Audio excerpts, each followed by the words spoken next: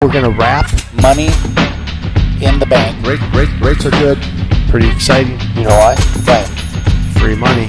You understand what I'm saying? Hey, welcome back to the program. This is the money segment of the program. That's the one everyone's looking forward to all the time, Kelvin. Yeah, everybody muddles through the first three to get to the fourth. Just to get to the fourth. That's why, in every good news segment, they always put the best at the end. Right. Yeah. Right. They want to keep you, and then they tease it the whole show through. We should probably tease it through the show more. Keep you engaged. Yeah.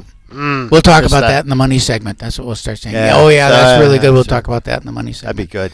What do you got? I got a lot of stuff today that we want to hit getting into 2024. Just want you to give a quick recap of the real estate market as you see it right now and going forward. Just a quick, 1 minute, 2 minute. Keith Reno, you want to do that? Sure. I think that things are continuing to improve. We're having a lot of conversations right now with folks. I think if interest rates will improve activity. Okay. With interest rates continuing to improve, it will help with activity. I also think the weather is helping with activity. So the weather in our area has been pretty mild. Fingers crossed, knock on wood, that things continue to stay that way and we have an early spring. I don't want to get dumped on late. And so I think with the improving interest rates and our mild season we're having, we're going to have a great spring, and I'm excited for it. Good. Inventory levels, same, up, down? Right now we're starting out with about 300 more homes for sale in the 7-county metropolitan area than we did a year ago. It's real pretty quick much the same. On inventory, I was actually researching the other day how many properties are TNAS right now. TNAS what's means that mean? Temporary, not available for show, and there are a lot. Yeah. And they didn't come off December 29. Interestingly, a lot of properties came off the market the end of October. The end of October, we had rates in the 8s. And so people were like, holy crap, we're out. The market is super slow. And it was. Things quieted down significantly leading into a very traditionally slow time of year. And so there are a lot of properties that are sitting off the market right now that are waiting for rates to improve, which they are, that will come on the market in this kind of first couple of months, February, March, April, as leases come, up and people are getting out there and they're starting to look at buying a house.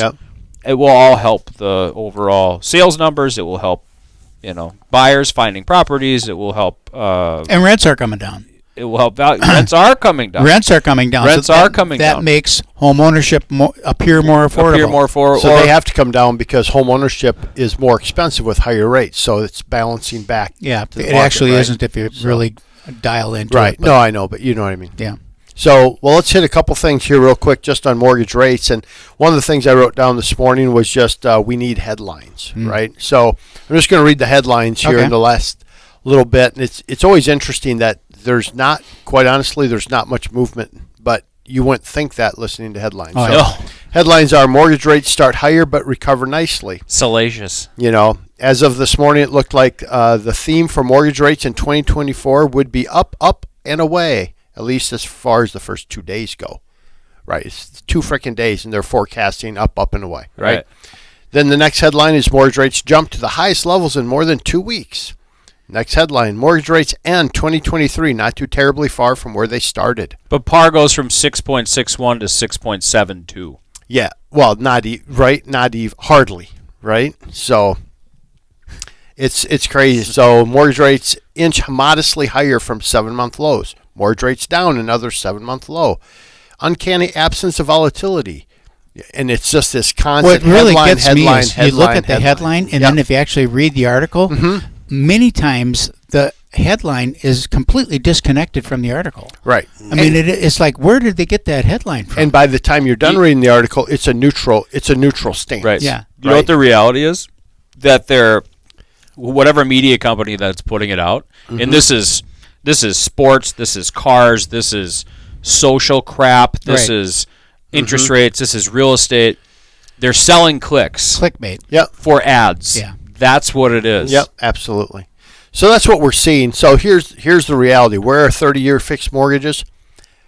Low 7s, high 6s. You're kind of right in that range. So if you go 6.5 to 7.25, you could probably live there, and you might be paying a 1% discount point to get a little bit lower. You might, if you're just doing par, like no cost, no fees, nothing, you're probably low 7s. Okay. If your credit's banged up a little bit, you might be higher 7s, good credit, but less down. You get a little bit better rate now because of, some weird stuff. But in terms of just like where are we sitting, think high 6s, low 7s right now.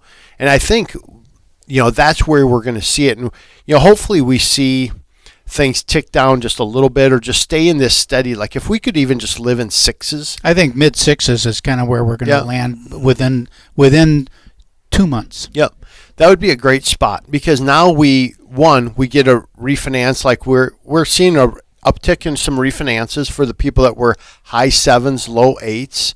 We're saying, well, if we can get down to like high 6s, and I feel like if we just get to that like 6.5, with a refinance, that'd be really helpful. But we're starting to see it increase. We're starting to see a lot of cash out. Sadly, a lot of cash out refinances.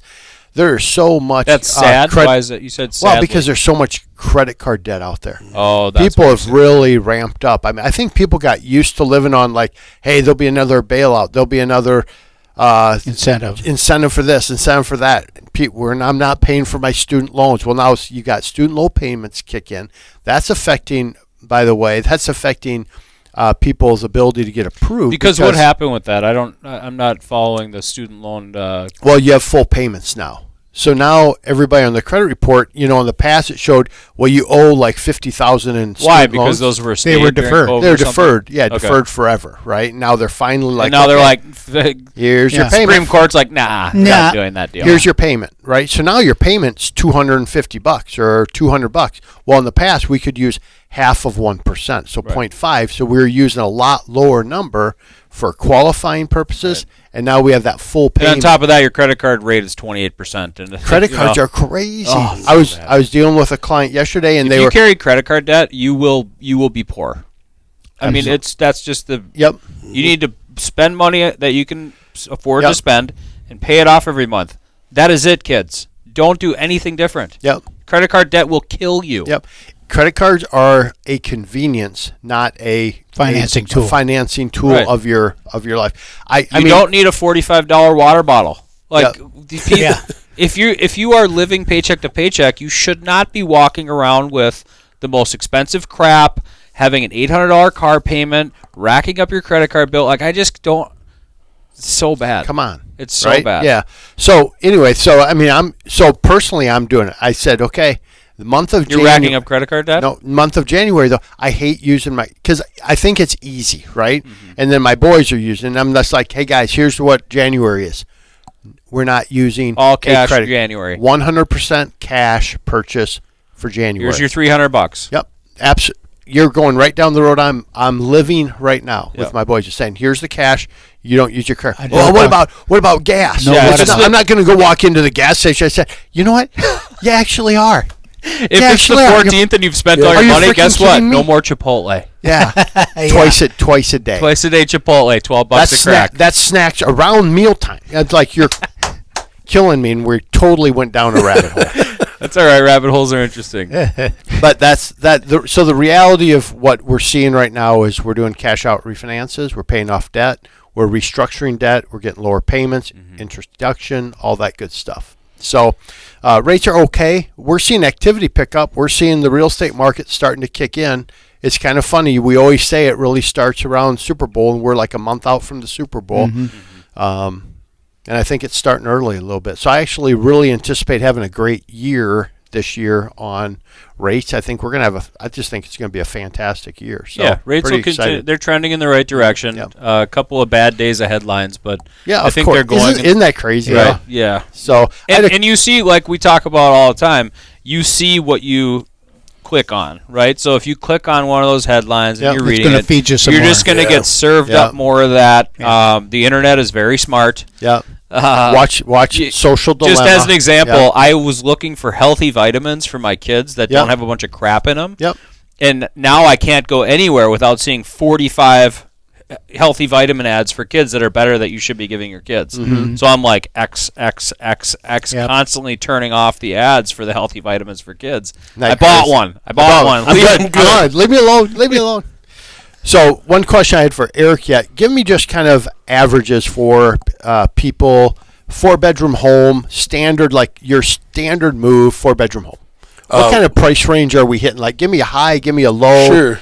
If you're moving within the metro area, you're probably looking around $2,000 maybe. Okay. You know, but if you're moving out of state, then you're more like the $10,000. Yeah. You know, depending on if you're doing packing and stuff yourself, you can of course add costs. That just helps me mentally kind of go, okay, where if I'm moving somebody and if we're talking to somebody, Where are you going, know what? Calvin? Texas? I'm leaving. I'm going to Florida. I'm out. I'm out. No. Call me. Call me. Please call me.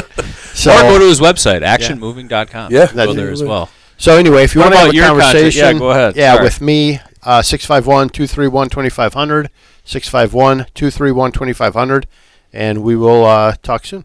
For sure. Good luck with your budgeting. Is that your son calling you for more money right now? It's my son calling me from Spain right now. So. That's it for this week, guys. Real Estate Chalk Talk. Log on to our website, what is our website? Hittner Group. It's my last name. Hittnergroup.com or on the old telephone, 612-627-8000. See you next week. You've been listening to Your Real Estate